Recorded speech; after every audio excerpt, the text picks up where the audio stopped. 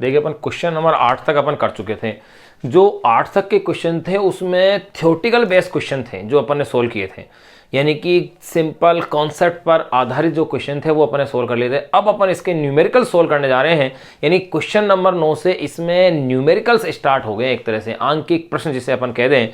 तो देखिए question number 9 क्या है, पहले अपन उसे लिखें। क्वेश्चन नंबर 9 अपनी एनसीईआरटी बुक का question number 9 unsold question number 9 है। ये क्वेश्चन क्या कह रहा है, कोई पिंड जो विराम अवस्था में है,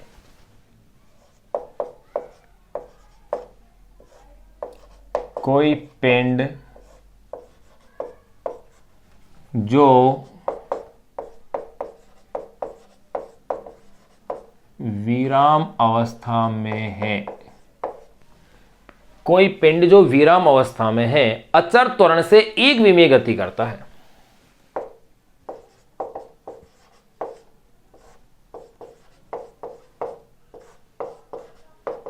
अचर त्वरण से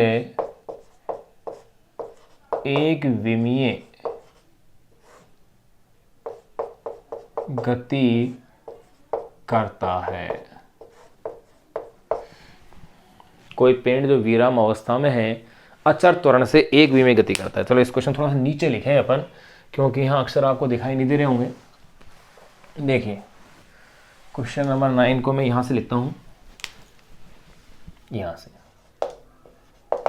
क्वेश्चन ये कह रहा है कि कोई पिंड जो विराम अवस्था में है, कोई पिंड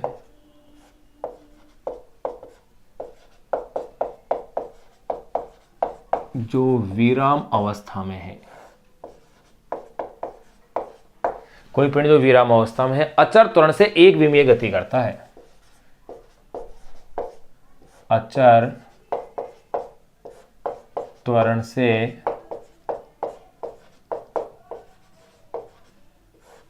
एक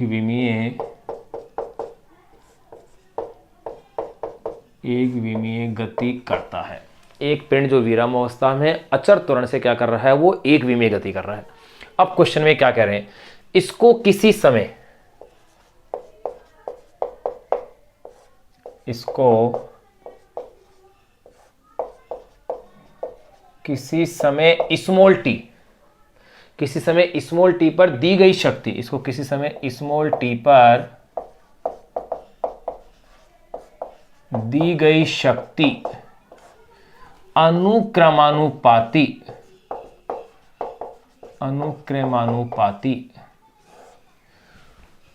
है या होती है।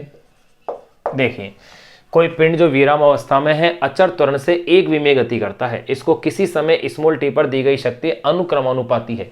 4 ऑप्शन अपन को दिए गए हैं। नंबर फर्स्ट ऑप्शन में ये कह रहे हैं टी की पावर 1/2। सेकंड ऑप्शन में कह रहे हैं ये टी, ये कौन सा ऑप्शन सही है वो देखना है। और थर्ड ऑप्शन में कह रहे हैं टी की पावर 3/2। और फोर्थ जो ऑप्शन दिया है उसमें कह रहे हैं टी का स्क्वायर। ये क्वेश्चन अपन को क्या करना है, सोल्व करना है। देखिए कितना इजी क्वेश्चन है। कोई पिंड जो विराम अवस्था में, विराम अवस्था का मतलब प्रारंभिक वेग 0 है, अचर त्वरण ऐसे एक विमीय गति करता है। किसी समय स्मॉल टी पर दी गई शक्ति, यानी शक्ति जो है समय पर, शक्ति की समय पर निर्भरता अपन को इस क्वेश्चन में क्या करनी है, ज्ञात करनी है। शक्ति की समय पर निर्भरता अपन को इस क्वेश्चन में ज्ञात करनी है। तो देखिए कैसे ज्ञात करेंगे अपन। आप क्या जानते हैं, शक्ति P = Fv अपन ने पढ़ा हुआ है, यानी कि बल बराबर, सॉरी शक्ति बराबर बल इंटू वेग, अपने कॉन्सेप्ट पढ़ लिया। अब देखिएगा F = क्या होता है, ma होता है, और वेग v = भी at होता है। कैसे होता है देखो, चूंकि v = u + at, भाई गति की प्रथम समीकरण अपन ने खूब पढ़ी है। और विराम अवस्था होने की वजह से u की वैल्यू क्या है, 0। तो आप क्या कह सकते हैं, v = at, क्योंकि विराम अवस्था, क्या कहा, विराम अवस्था में है तो प्रारंभिक वेग क्या हो गया इसका, 0। अब देखिएगा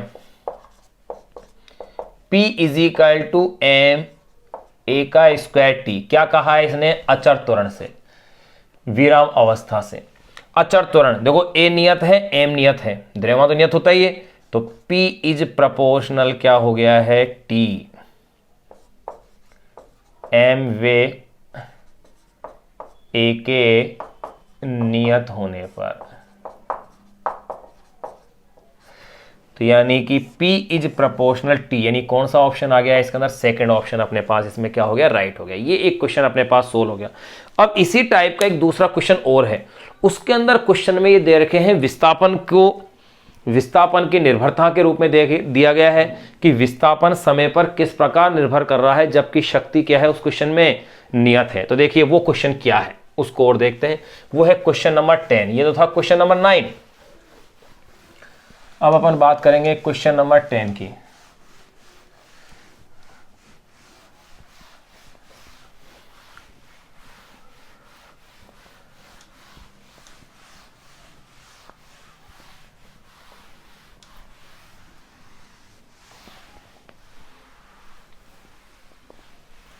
देखो भाई क्वेश्चन नंबर 10 क्या कहता है वो देखिएगा, अपनी ही बुक का अनसोल्ड क्वेश्चन नंबर 10 है। ये क्या कह रहा है कि एक पिंड अचर शक्ति के स्रोत के प्रभाव में, एक पिंड अचर शक्ति के स्रोत के प्रभाव में, एक पिंड अचर शक्ति के स्रोत के प्रभाव में, एक पिंड अचर शक्ति के स्रोत के प्रभाव में एक ही दिशा में गतिमान है, एक ही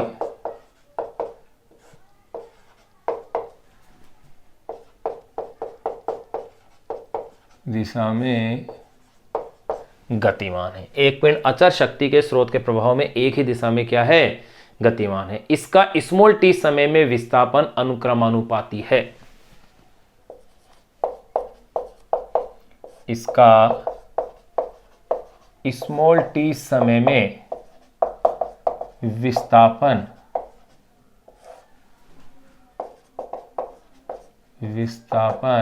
अनुक्रमानुपाती है। देखिए भाई वही 4 ऑप्शन दिए हुए हैं, उन चारों ऑप्शनों में से छांटना है। पहला ऑप्शन वही t की power 1/2, second option t, third option t की पावर 3/2 और फोर्थ ऑप्शन आपको इसमें दिया गया है t का स्क्वायर।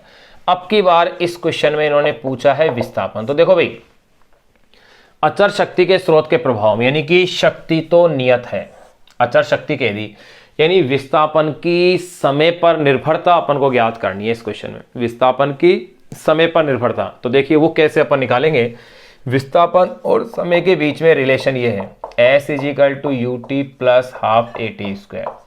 इसमें आप देख रहे हैं u की वैल्यू तो 0 है, तो S = क्या हो गया है, ½ at²।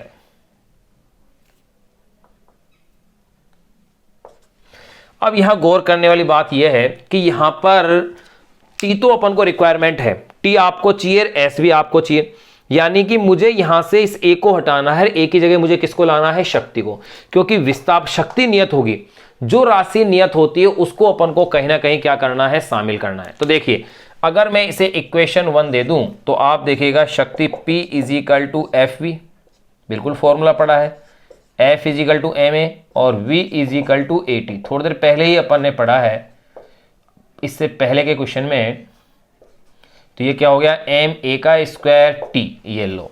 तो इससे मेरे पास A = आ गया है √P/mt। इक्वेशन नंबर 2 आ गई। इस हिस्से को फिर मैं इधर सोल्व कर रहा हूं, समीकरण 2 से मैं A का मान किस में रख रहा हूं, समीकरण 1 में। तो देखिए समीकरण 1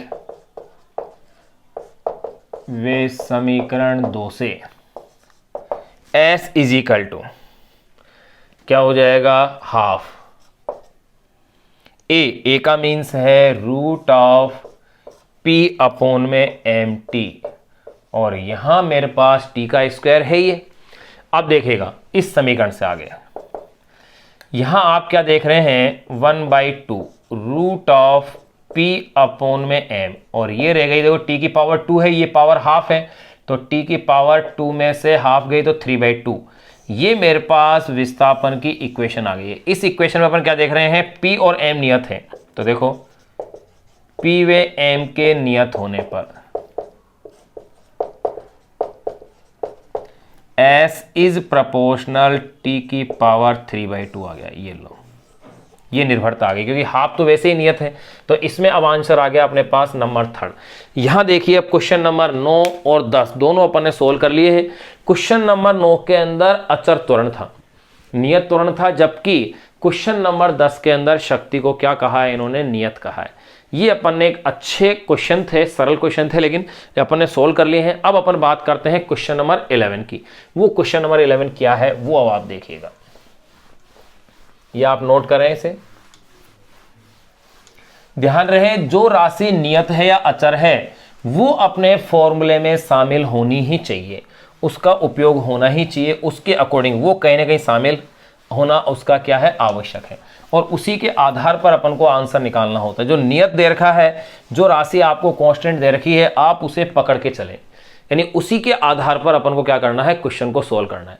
अब मैं बात करता हूं क्वेश्चन नंबर 11 की। देखिए, अपनी एनसीईआरटी बुक का क्वेश्चन नंबर 11 क्या है। यह क्वेश्चन कह रहा है कि किसी पिंड पर नियत बल लगाकर, किसी पिंड पर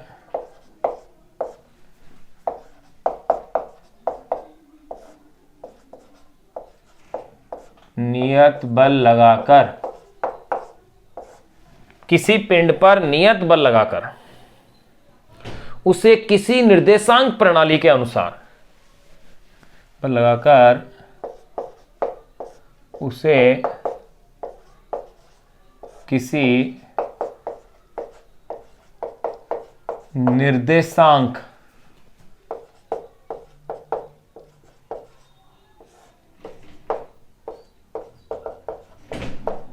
प्रणाली के अनुसार, किसी पिंड पर नियत बल लगाकर उसे किसी निर्देशांक प्रणाली के अनुसार, निर्देशांक प्रणाली के अनुसार जेड अक्ष के अनुदेश गति हेतु, जेड अक्ष के अनुदेश गति हेतु, जेड अक्ष के अनुदेश गति हेतु, गति हेतु बाध्य किया गया है, गति हेतु बाध्य किया गया है। किसी पिंड पर नियत बल लगाकर, ध्यान रखना नियत बल अपन लगा रहे हैं, बल लगाकर उसे किसी निर्देशांक प्रणाली के अनुसार जेड अक्ष के अनुदेश गति हेतु बाध्य किया गया है, जो इस प्रकार है।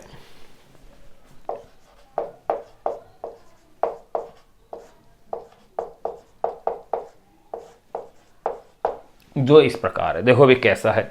F is equal to, F vector ले लीजिए आप इसे, क्योंकि सदिश फॉर्म में है, minus I cap plus 2j cap plus 3k cap Newton.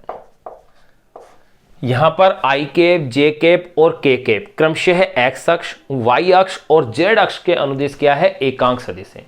X अक्ष के अनुदिश एकांक सदिश आई केप है, वाई अक्ष के अनुदिश जे केप और जेड अक्ष के अनुदिश क्या है, के केप है। जो इस प्रकार ही अपने बल लिख दिया है। अब आगे देखो, इस वस्तु को जेड अक्ष के अनुदिश,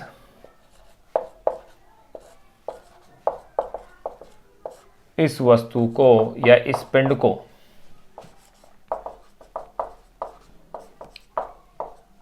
जेड अक्ष के अनुदिश, इस वस्तु को जेड अक्ष के अनुदिश 4 मीटर दूरी तक गति कराने हेतु, 4 मीटर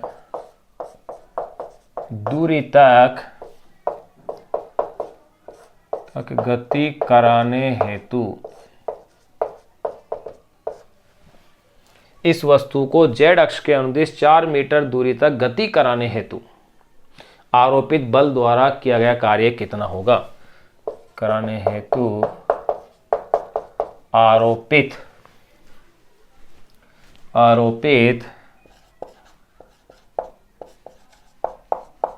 बल द्वारा किया गया कार्य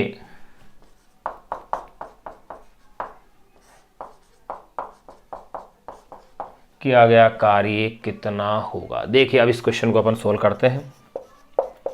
बहुत ही सिंपल क्वेश्चन है ये, मान के चलो अदिश गुणनफल के एक सिंपल एप्लीकेशन है, सिंपल से एक एप्लीकेशन जिसको कि अपन कर रहे हैं सोल्व।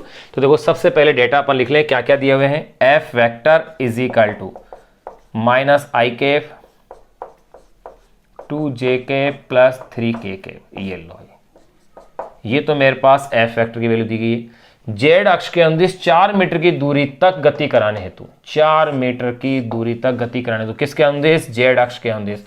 तो जेड अक्ष के अंदिश देखो विस्थापन S vector is equal to 4k केफ हो जाएगा मीटर में। क्यों, क्योंकि जेड अक्ष का है। अगर ये एक्स अक्ष कहते हैं तो अपन आई केप लेते, और वाई अक्ष कहते तो आप क्या लेते, इसे जे केप ले लेते। तो देखिए यहां पर ये वैल्यू आ गई है। कार्य आपको क्या करना है, ज्ञात करना है। कार्य का फॉर्मूला आप जानते हैं, F vector dot S vector, यानी आपको क्या करना है, बल और विस्थापन का केवल इसके अंदर अदिश गुणनफल ज्ञात करना है। तो देखिए अपन उसे ज्ञात करते हैं। बल है minus I cap plus 2j cap plus 3k cap dot S vector की वैल्यू कितनी है, 4k केफ। और आपको पहले ही बताया हुआ है कि अदिश गुणनफल में केवल समान को ही आप गुणा करें, क्योंकि एस समान तो शून्य हो जाएंगे, क्योंकि आई केप जे केप ये तो कैसे गुणा होते, 0 हो गए। तो ये हो गए हैं 12 जूल, ये लो सीधा। क्यों, क्योंकि के केप डॉट के केप की वैल्यू तो क्या हो गई 1। तो यानी कि इस क्वेश्चन में आंसर अपने पास आ गया है 12 जूल, यानी किया गया कार्य कितना है इसके अंदर, 12 जूल है। यहां अपन ने क्वेश्चन 12 तक के न्यूमेरिकल अपन ने सोल्व कर लिए हैं इस चैप्टर के।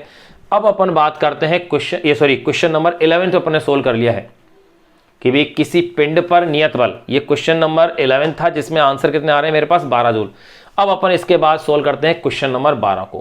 क्वेश्चन नंबर 12 जो है इलेक्ट्रॉन और प्रोटॉन से संबंधित एक क्वेश्चन है, जिसके अंतर्गत इन्होंने इलेक्ट्रॉन और प्रोटॉन का द्रव्यमान दिया हुआ है और पूछ रहे हैं कौन अधिक गतिमान है, और इनकी गतिज ऊर्जाओं के मान भी इन्होंने दे रखे हैं। तो इस आधार पर अपन इसको कंपेयर करते हैं, किसकी चाल अधिक होगी और इनके वेगों का अनुपात क्या होगा, वो अपन अब ज्ञात करते हैं। देखो क्वेश्चन नंबर 12,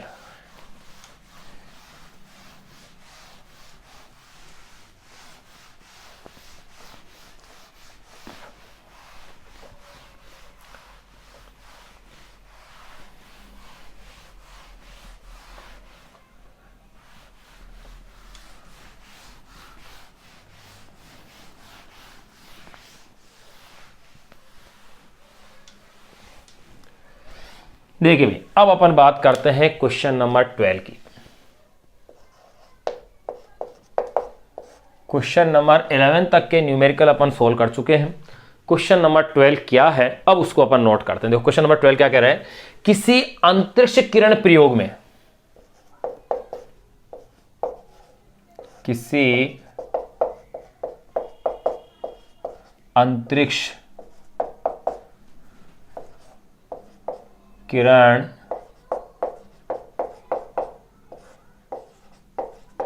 प्रयोग में, किसी अंतरिक्ष किरण प्रयोग में एक इलेक्ट्रॉन व एक प्रोटॉन का संसूचन होता है।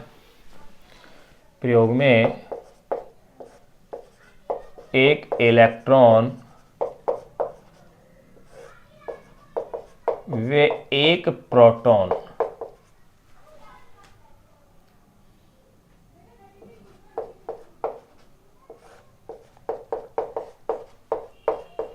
का संसूचन होता है, उनका डिटेक्शन होता है। क्या देखा अपने, अंतरिक्ष प्रयोग में एक इलेक्ट्रॉन एक प्रोटॉन का क्या हो रहा है, इसके अंदर भाई संसूचन होता है। ये क्वेश्चन में दे रखा है, जिसमें पहले कण की गतिज ऊर्जा,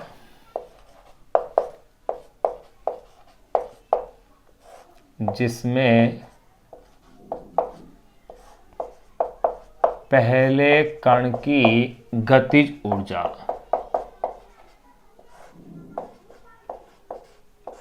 पहला कण कौन सा है भाई, इलेक्ट्रॉन, वो दे रखी है 10 kilo electron volt, 10 kilo electron volt, जिसमें पहले कण की गतिज ऊर्जा 10 किलो इलेक्ट्रॉन वोल्ट है और दूसरे कण की गतिज ऊर्जा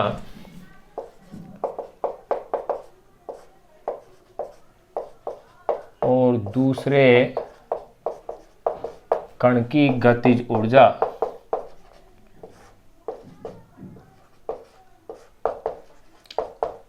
100 किलो इलेक्ट्रॉन वोल्ट है। पहले कण की है 10 किलो इलेक्ट्रॉन वोल्ट और दूसरे कण की कितनी दे रखी है भाई, 100 किलो इलेक्ट्रॉन वोल्ट है।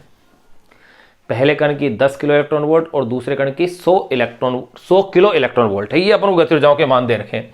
अब ये पूछ रहे हैं इनमें से कौन सा कण तीव्रगामी है, इलेक्ट्रॉन या प्रोटॉन, और इनकी चालों का अनुपात क्या है। तो देखो एक ही क्वेश्चन में दो क्वेश्चन पूछ रहे हैं। नंबर फर्स्ट, इनमें से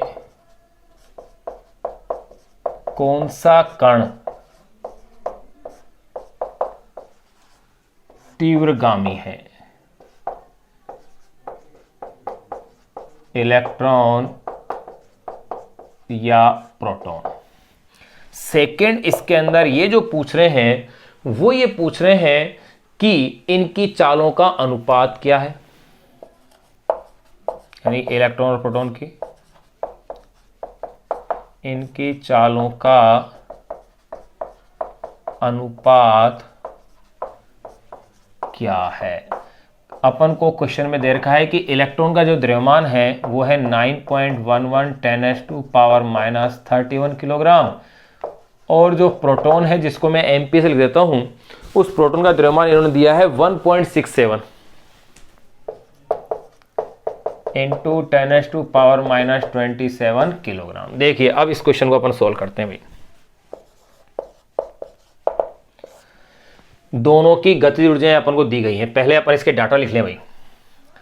पहले कण की गतिज ऊर्जा यानी कि काइनेटिक एनर्जी, मैंने मान लिया काइनेटिक एनर्जी को मैं कैसे लिख देता हूं। अगर मैं कैसे अगर इसको रिप्रेजेंट कर दूं तो देखो भैया, इलेक्ट्रॉन की गतिज ऊर्जा हो गई के।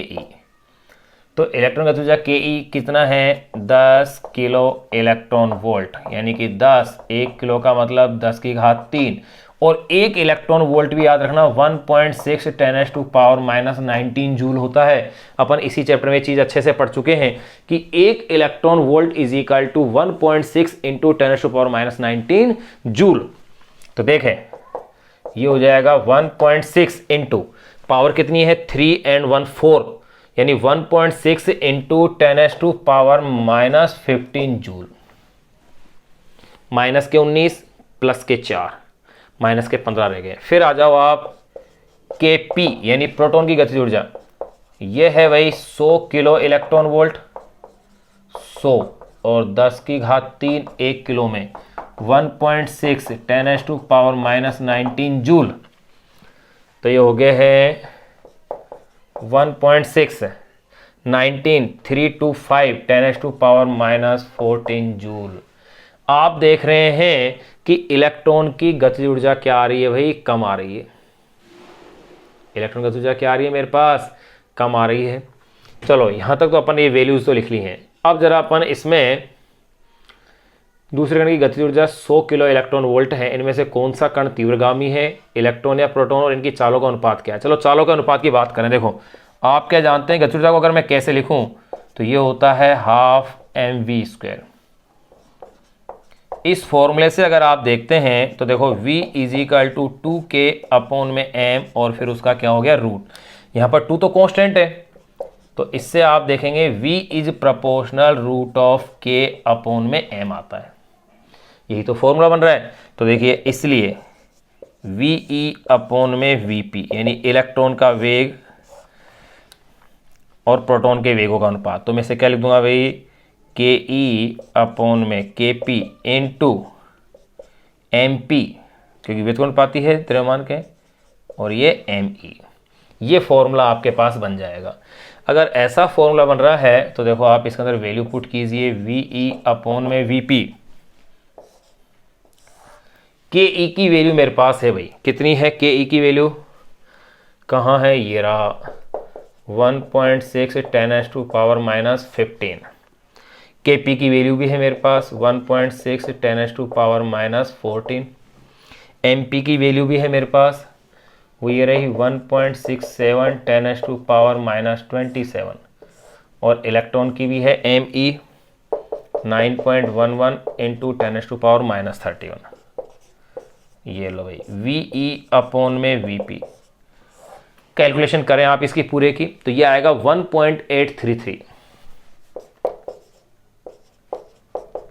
इंटू 10⁻² रह जाएगा।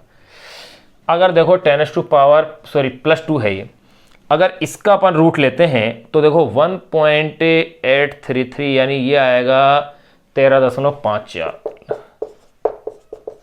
ये इनकी चालों का अनुपात आ गया भाई।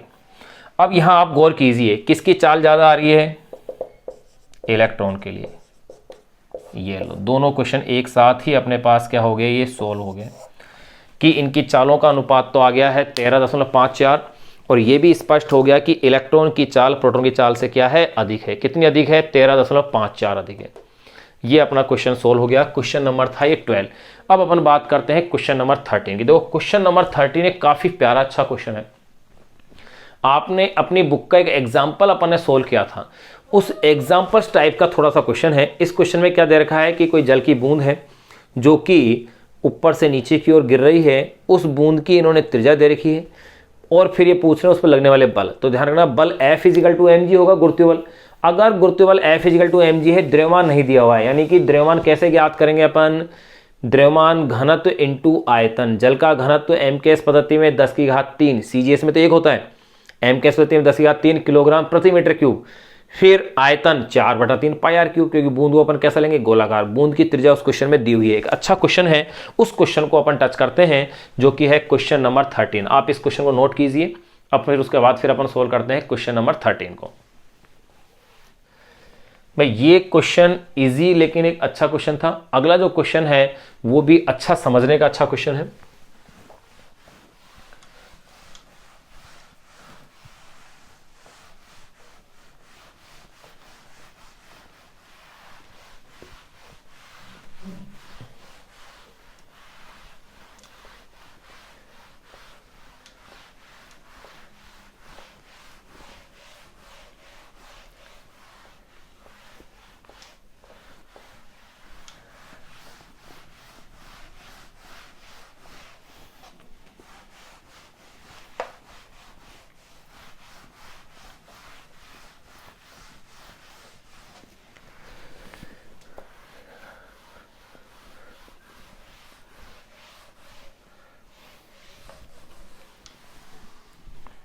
देखिए भाई क्वेश्चन नंबर 13 क्या है उसको नोट कीजिएगा आप। क्वेश्चन नंबर 12 तक अपन देख लेते हैं। क्वेश्चन नंबर 13 थोड़ा बड़ा क्वेश्चन है लेकिन अच्छा समझने का क्वेश्चन है। क्वेश्चन में ये क्या कह रहे हैं, देखो 2 मिलीमीटर त्रिज्या की वर्षा की कोई बूंद, 2 मिलीमीटर त्रिज्या की वर्षा की कोई बूंद, 2 मिलीमीटर त्रिज्या की वर्षा की कोई बूंद 500 मीटर की ऊंचाई से पृथ्वी पर गिरती है। वर्षा की कोई बूंद 500 मीटर की ऊंचाई से, 500 मीटर की ऊंचाई से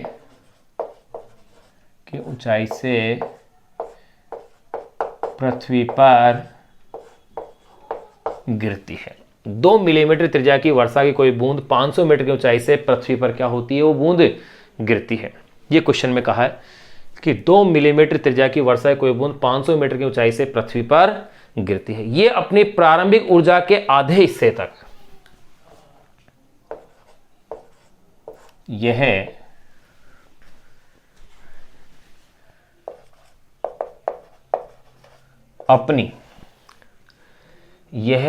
अपनी प्रारंभिक ऊर्जा के, यह अपनी प्रारंभिक ऊर्जा के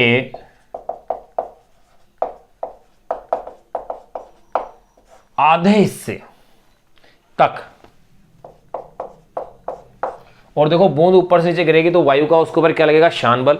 देखिए जब कोई बूंद, जैसे बूंद ऊपर से नीचे गिरी तो प्रारंभ में उसका वेग तेजी से बढ़ता है और फिर वो अपना एक अधिकतम मान प्राप्त कर लेती है बूंद। इसे कहते हैं अपन उसका सीमांत वेग, टर्मिनल वेलोसिटी, यानी एक निश्चित वेग आ जाता है। उसके बाद बूंद एक नियत वेग से क्या होती है, नीचे की ओर आती है। तो देखो यही अब ये बात कह रहे हैं, अपनी प्रारंभिक ऊर्जा के आधे हिस्से तक वायु के शान प्रतिरोध के कारण,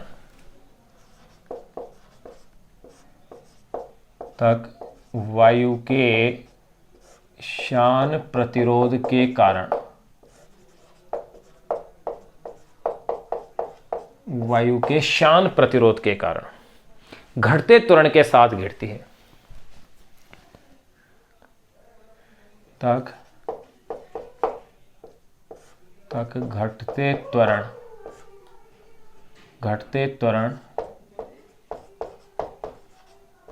के साथ, घटते त्वरण के साथ गिरती है। घटते त्वरण के साथ क्या होती है बूंद, ये गिरती है और अपनी अधिकतम चाल,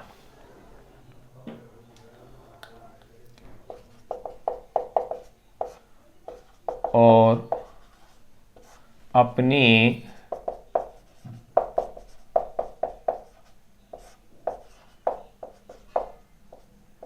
अधिकतम चाल, जिसे अपन क्या कहेंगे, इसकी सीमांत चाल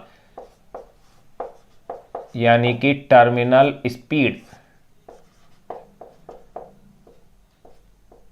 अपनी अधिकतम चाल यानी कि सीमांत चाल प्राप्त करती है।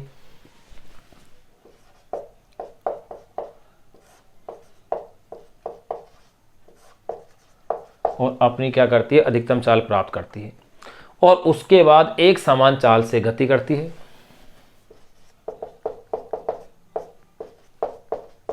और उसके बाद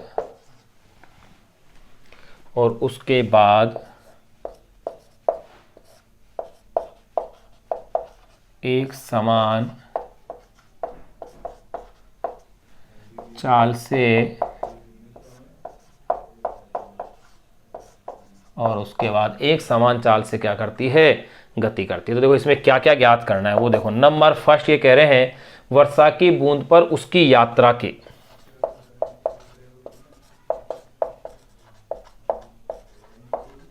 वर्षा की बूंद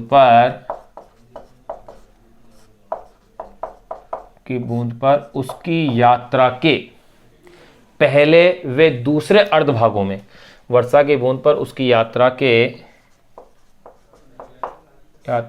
पहले व दूसरे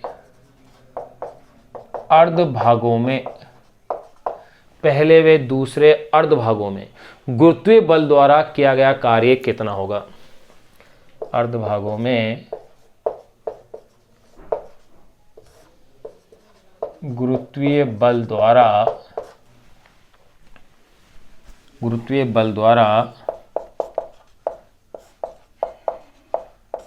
किया गया कार्य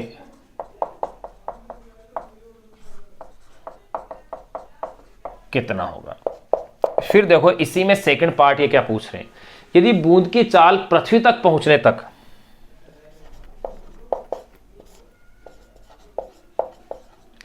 यदि बूंद की चाल पृथ्वी तक पहुंचने पर, यदि बूंद की चाल पृथ्वी तक पहुंचने पर 10 मीटर प्रति सेकंड हो,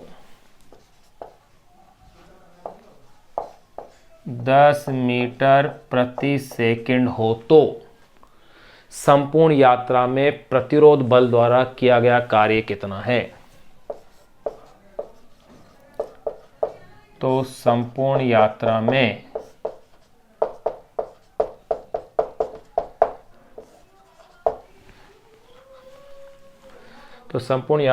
प्रतिरोध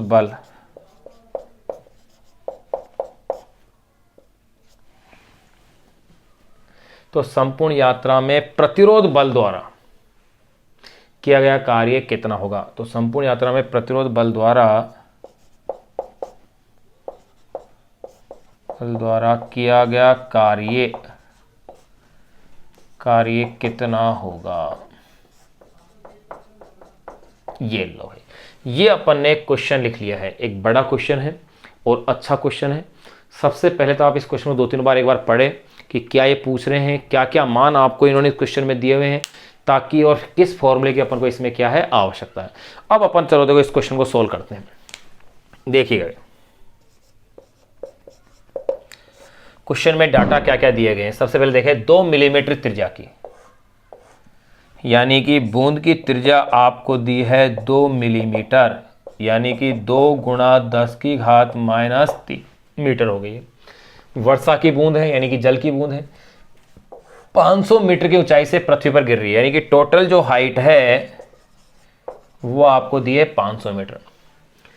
अब देखिएगा, घटते त्वरण के साथ आती है, नियत चाल से आ रही है, पृथ्वी पर टकराने पर उसका जो वेग हो रहा है वो वेग आ रहा है 10 मीटर प्रति सेकेंड। ये लो, ये वैल्यूज अपने पास है। तो सबसे पहले अपन बूंद पर लगने वाले गुरुत्वीय बल की तुलना कर लें, फिर अपन अलग अलग विस्थापन ज्ञात कर सकते हैं। तो सबसे पहले तो देखो क्या कह रहा है, पहले क्वेश्चन में ये क्या पूछ रहे हैं, बूंद की चाल पृथ्वी इतनी हो रही है, वर्षा की बूंद पर उसकी यात्रा के पहले और दूसरे अर्ध भागों में गुरुत्वीय बल द्वारा किया गया कार्य कितना है। तो देखो भैया, प्रत्येक अर्ध भाग में विस्थापन कितना हो रहा है, पहले ये देखो भाई, टोटल कितना है 500 है, तो प्रथम अर्ध भाग में कितना हुआ 250 मीटर हो गया, 500 बटा 2। किया गया कार्य क्या होगा, बल गुणा विस्थापन, तो बल अपन को पता होना चाहिए। तो देखो पहले अपन ये भी निकाल ले, प्रत्येक अर्ध भाग में विस्थापन,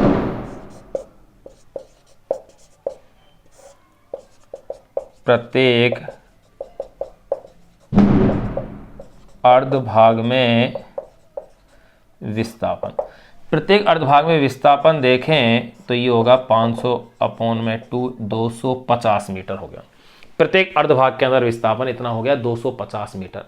तो अब देखें, इसलिए गुरुत्वीय बल द्वारा किया गया कार्य पूछा जा रहा है भाई। ध्यान रहे, बूंद ऊपर से नीचे गिर रही है, यानी गुरुत्वीय बल की दिशा में ही बूंद गिर रही है, तो बल और विस्थापन एक ही दिशा में हो गए। तो देखो इसलिए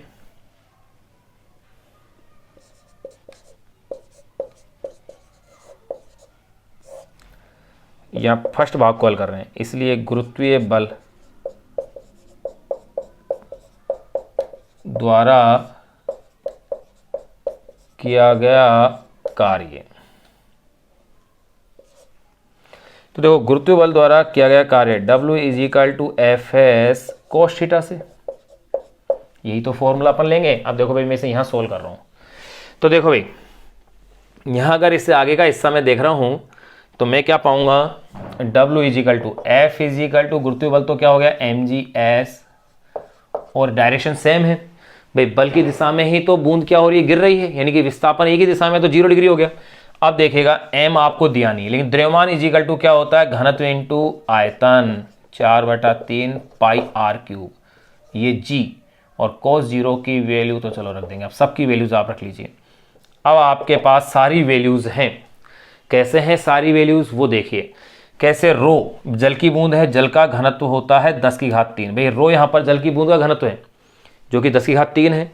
फिर आ रहे हैं अपन 4/3, पाई को पाई रहने दें, r की वैल्यू 2 × 10⁻³ के ऊपर पावर 3, g की वैल्यू 9.8, cos 0 की वैल्यू 1। ये लो, अब ये वैल्यू हो जाएंगी मेरे पास, 2 का क्यूब कर रहा हूं मैं, 2 दूनी 4 दूनी 8, 8 चौक 32, 32 π/3 आ गया, कितना हो गया 32 π/3 इंटू पावर का हिसाब देखो -9, और ये तो -6, और g की वैल्यू है 9.8 जूल। ये तो मेरे पास एक तरह से गुरुत्वीय बल की वैल्यू आ गई, 32 π/3 इंटू 10⁻⁶, ये तो हो गया गुरुत्वीय बल, और 9.8 गुरुत्वीय त्वरण हो गया, सॉरी ये तो द्रव्यमान हो गया इतना, तो इसका 32 π/3 इंटू 10⁻⁶।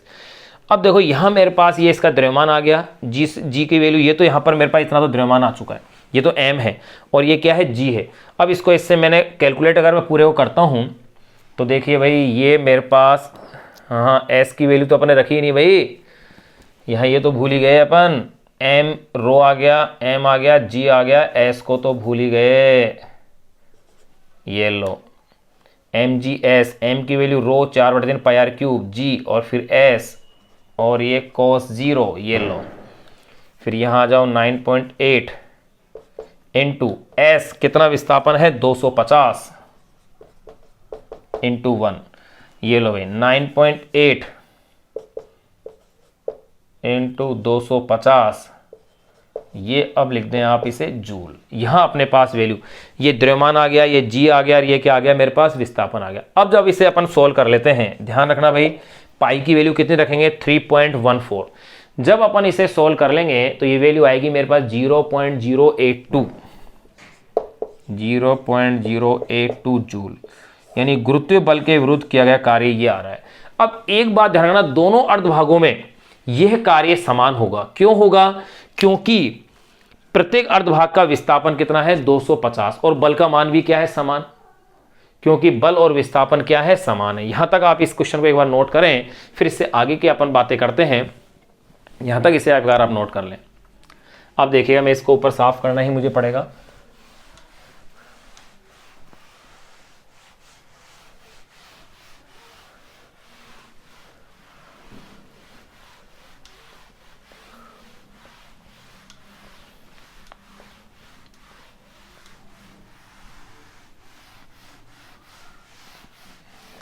देखो भाई, मैं इस हिस्से को एक बार आपको फिर से बता दूं। किया गया कार्य W = mgs cos थीटा होता है, यही तो फॉर्मूला है, Fs cos थीटा से। F का मतलब क्या हो गया, mg, द्रव्यमान इंटू गुरुत्वाकर्षण, गुरुत्वीय बल हो गया ये, S विस्थापन cos 0, क्योंकि वस्तु का विस्थापन बल की दिशा में ही हो रहा है, वस्तु का तात्पर्य यहां बूंद है। फिर देखें द्रव्यमान घनत्व इंटू आयतन, द्रव का घनत्व हो गया रो, और आयतन क्या है, 4/3 πr3, यानी तो द्रव्यमान हो गया, ये मेरे पास आ गया फिर जी, और ये एस है। तो अब देखो घनत्व कितना है जल का, 10⁻³ 10⁻³ होता है। फिर 4/3 4/3 पाई इंटू आर की वैल्यू 2 इंटू 10⁻⁻3, ये अपन को क्वेश्चन में दी हुई है 2 मिलीमीटर, मिलीमीटर को आपने मीटर में चेंज कर लिया है, ऊपर पावर 3, फिर जी की वैल्यू 9.8, एस की वैल्यू 250 और cos 0 की वैल्यू 1। यहां तक की वैल्यू अपने पास आ गई है। फिर आगे देखें आप, W = मैं इसका द्रव्यमान देखूं तो ये आ गया मेरे पास 32 π/3 इंटू 10⁻⁻6, फिर G 9.8 और ये 250 जूल, ये और मेरे पास वैल्यू आ गई है। इसको मैं कैलकुलेट करता हूं तो W = 0.082 जूल, ये मेरे पास इस क्वेश्चन में ये आंसर इतना आ गया है। यानी कि जो इसने पूछा था क्वेश्चन के अंदर, फर्स्ट पार्ट के अंदर इन्होंने क्या पूछा था, वर्षा की बूंद पर उसकी यात्रा के पहले व दूसरे अर्धभागों में गुरुत्वीय बल द्वारा किया गया कार्य कितना होगा। तो देखिए, अब अपन ये एक लाइन लिख दें, पहले और बाद के कह रहा है, तो दोनों अर्धभागों में ये कार्य समान होगा। इससे आगे का पॉइंट मैं लिख रहा हूं, दोनों अर्धभागों में यह कार्य समान होगा, यह कार्य समान होगा, क्योंकि दोनों अर्धभागों में यह कार्य समान होगा, क्योंकि कारण क्या है कि बल और विस्थापन समान है, क्योंकि बल व विस्थापन दोनों अर्धभागों में कार्य क्या होगा, समान होगा, क्योंकि बल व विस्थापन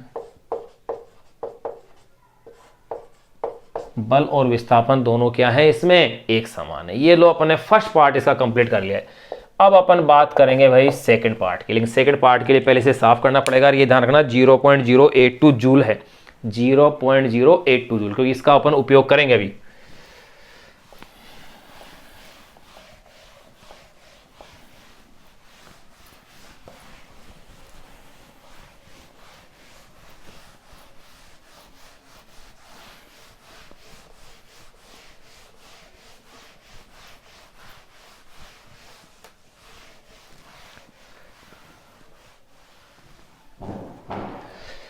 अब देखिए भैया, नंबर सेकंड पार्ट की अपन बात करते हैं।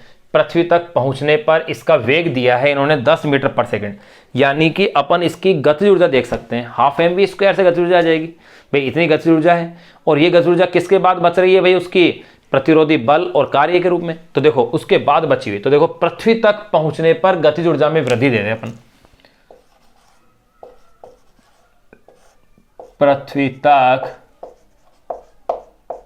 पृथ्वी तक बूंद के पहुंचने पर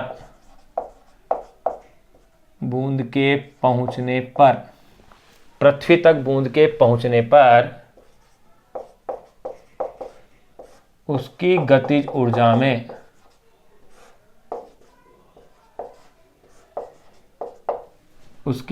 ऊर्जा में वृद्धि।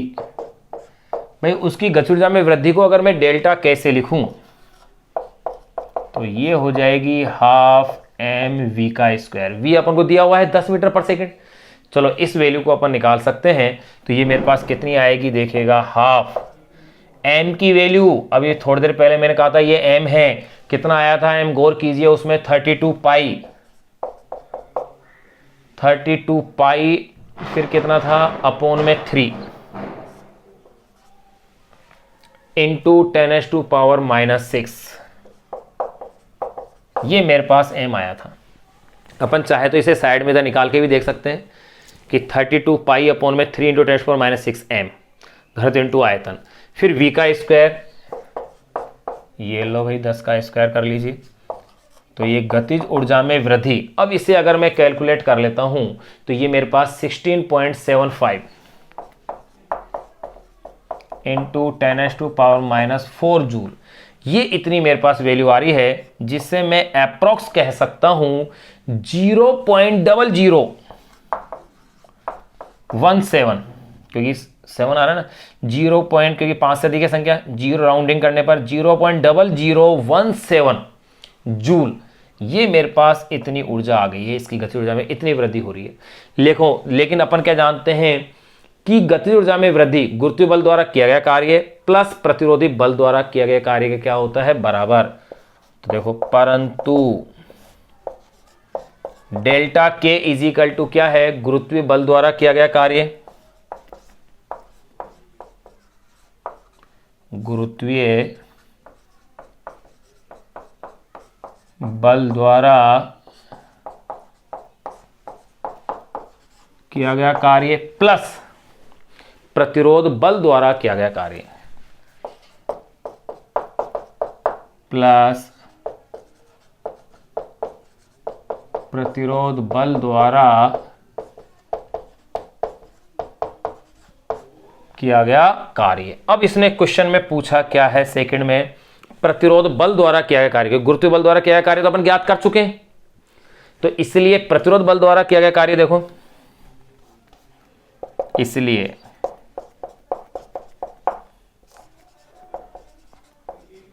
प्रतिरोध बल द्वारा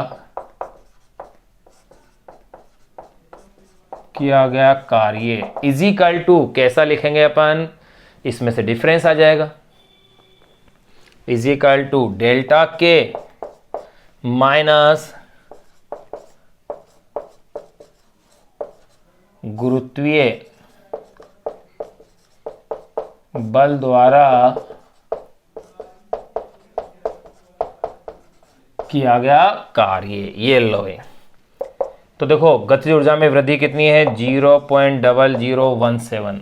गुरुत्वीय बल द्वारा किया कार्य, मैंने कहा ना याद रखना आप, कितना कार्य आया था ये भाई, 0.082 था, 0.082 जूल यही आया था। लेकिन ध्यान रखना ये 0.082 जो आया था प्रतिरोधी बल का ये कार्य, सॉरी गुरुत्वीय बल द्वारा कार्य, ये आधी दूरी के लिए आया था, यानी कि 250 मीटर के लिए, और पूरी ऊंचाई की बात करेंगे तो इसे डबल कर दो ना आप, ये लो 2 इंटू करना पड़ेगा। समझ गया आप कि भाई गुरुत्वीय बल द्वारा किया कार्य 0.082 तो था, लेकिन वो किसके लिए था भाई, प्रथम अर्ध के लिए, अर्ध भागों के लिए निकाला था अपन ने 0.082, लेकिन यहां तो पूरे भाग की बात हो रही है ना, तो ये 2 से मल्टीप्लाई हो गया।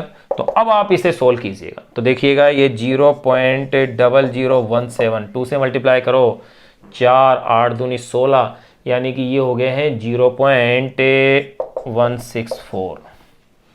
अब इसे घटाएं, 0.0017 के अंदर से 0.164 को, तो ये आएंगे माइनस में, भाई माइनस में हो जाएंगे 0.1623 जूल।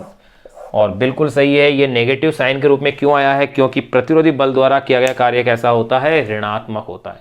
यहां अपने पास ये क्वेश्चन नंबर 13 अपन ने सोल्व कर लिया है, जो कि एक अच्छा और एक बेहतरीन क्वेश्चन था। जो अपने पास कंप्लीट हो गया है। अब अपन 13 के बाद बात करेंगे क्वेश्चन नंबर 14 की, जो कि एक सिंपल एक थ्योरेटिकल क्वेश्चन के रूप में दिया हुआ है कि अगर कोई पिंड, कोई वस्तु या कोई गैस पात्र है, उसके अंदर अणु है 30 डिग्री कोण पर टकरा रहे हैं, तो टक्कर में ये बताना है कि संवेग संरक्षित रहता है या नहीं रहता है, या सॉरी ऊर्जा संरक्षित रहती है या नहीं रहती है। इसी आधार पर यह बताना है कि टक्कर कैसी है, वो प्रत्यास्थ है अथवा अप्रत्यास्थ है। इसे आप नोट कीजिए। अब अपन बात करते हैं क्वेश्चन नंबर 14 की।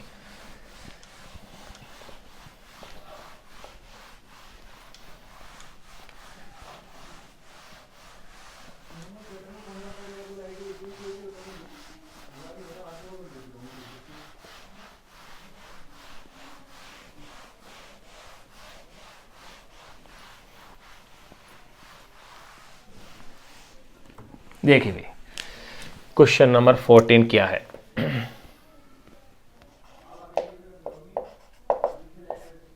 ये लो, करीब आधे क्वेश्चनों पे अपन आगे हैं इस चैप्टर के। क्वेश्चन नंबर 14 क्या कह रहा है, किसी गैस पात्र में कोई अणु, किसी गैस पात्र में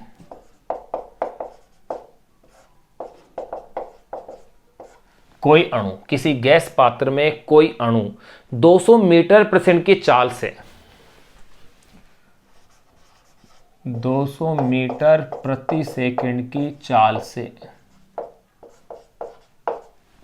किसी गैस पात्र में कोई अणु 200 मीटर प्रति सेकंड की चाल से अभिलंब के साथ 30 डिग्री का कोण बनाता हुआ, की चाल से, इसे ऐसे लिखना पड़ेगा, टेढ़े जा रहे हैं। देखो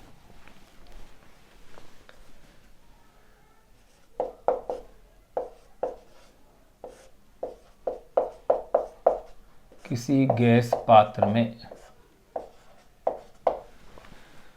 किसी गैस पात्र में, ये तो पर क्वेश्चन करें, कोई अणु,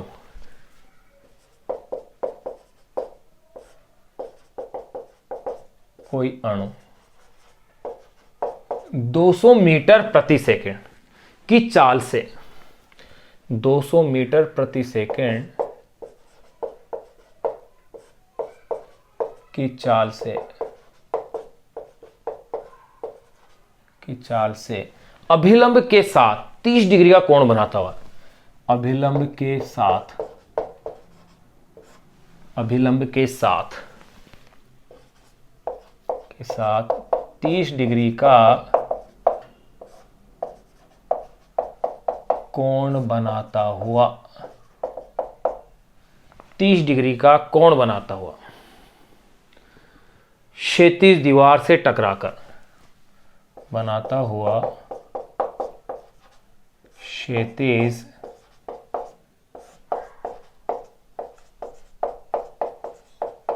दीवार से टकराकर पुनः उसी चाल से वापस लौट जाता है, टकराकर पुनः उसी चाल से, पुनः उसी चाल से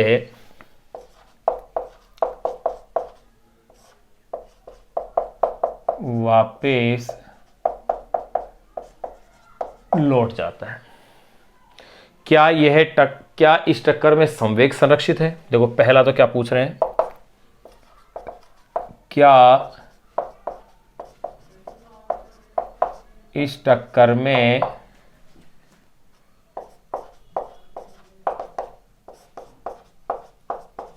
संवेग संरक्षित है?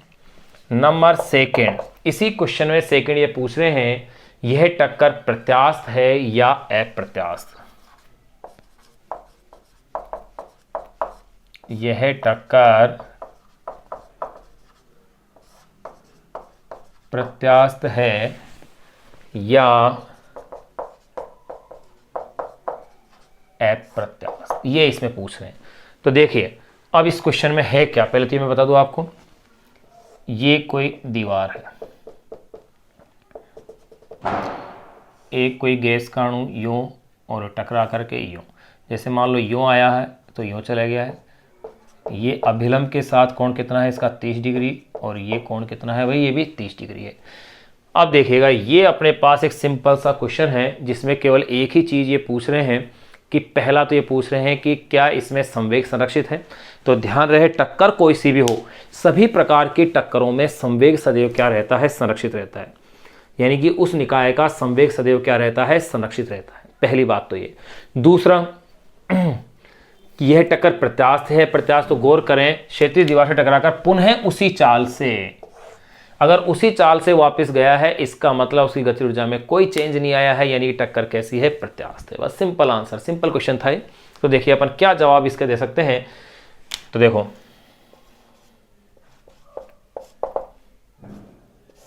हल देखें अपन इसका सॉल्यूशन। तो अपन क्या देखते हैं कि अणु की गति ऊर्जा टक्कर से पूर्व टक्कर के बाद क्या है, समान है। लेकिन पहले का आंसर देते। देखो क्या इस टक्कर में संवेग संरक्षित रहता है, तो देखो इसमें आंसर ये दे देंगे, सभी प्रकार की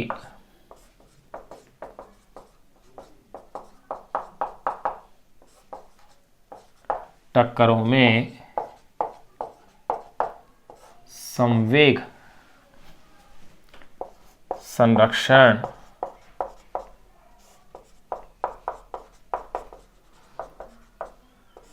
के सिद्धांत की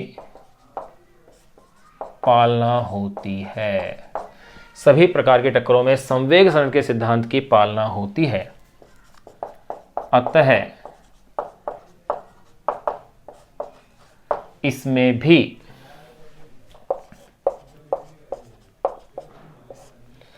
संवेग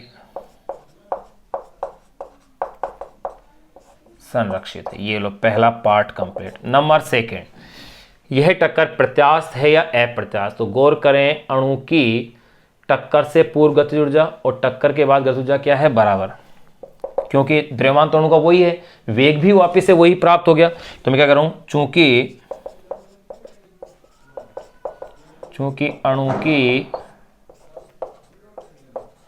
टक्कर से पूर्व गतिज ऊर्जा बराबर